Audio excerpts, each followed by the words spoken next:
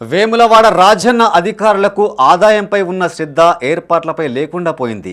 దక్షిణ కాశీగా పేరొందిన వేములవాడకు నిత్యం వేలాదిగా తరలివచ్చిన భక్తులు స్వామివారిని దర్శించుకుని వివిధ ఆర్జిత సేవల్లో పాల్గొంటారు. అయితే బుకింగ్ కౌంటర్ వద్ద గతంలో ఏర్పాటు చేసిన ధరల పట్టిక ఫ్లెక్సీ చిరిగిపోవడంతో ఖాళీ బోర్డులు దర్శనమిస్తున్నాయి. దీంతో ఆయా సేవలకు సంబంధించిన సమాచారం తెలియక భక్తులు గందరగోళానికి గురవుతున్నారు. ఇప్పటికైనా అధికారులు స్పందించి ధరల సూచీలు ఏర్పాటు చేయాలని భక్తులు కోరుతున్నారు. ఈరోజు వేములవాడ రాజన్న గుడి గురించి ఆలోచిస్తే చాలా భయంకరంగా ఉంది. రాజన్న ఆలయ అధికారులకు ఆదాయం ఎట్లా సంపాదించాలి, గుడి మీద ఆదాయం ఎట్లా పెంచాలి అనే దృష్టి తప్ప వస్తున్నటువంటి ఎక్కడెక్కడి నుంచో వరంగల్ నుంచి ఇక్కడ నుంచి నిజామాబాద్ నుంచి వస్తున్నటువంటి భక్తులపైన కనీసం వాళ్ళకు సౌకర్యాలు కల్పించాలనేది వాళ్ళ దృష్టికి పోలేదు.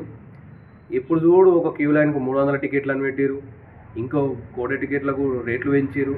ఇవన్నీ పెంచినా కూడా ఇంతవరకు సమాచార బోర్డులు అనేవి సరిగా లేవు. మనం వేములవాడ గుడిలో ఏ సమాచారం కోడ లైన్లా కూడా కోడ లైన్లు అని చెప్పేసి ఒక సమాచార బోర్డు ఉండదు. మీకు 300 రూపాయల టికెట్ అని చెప్పేసి పెద్దది పెడతారు, కానీ కోడ లైన్ల టికెట్ బోర్డు పెట్టారు. ఇష్టానుసారంగా ఆలయ అధికారులు భక్తులకు సేవ చేయడంలో ఫెయిల్ అవుతున్నారు.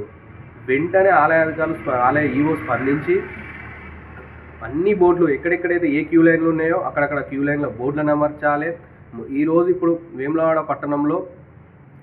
పట్టణ వాసులు గుడికి పోవాలంటే కూడా చాలా బాధాకరంగా ఉంది.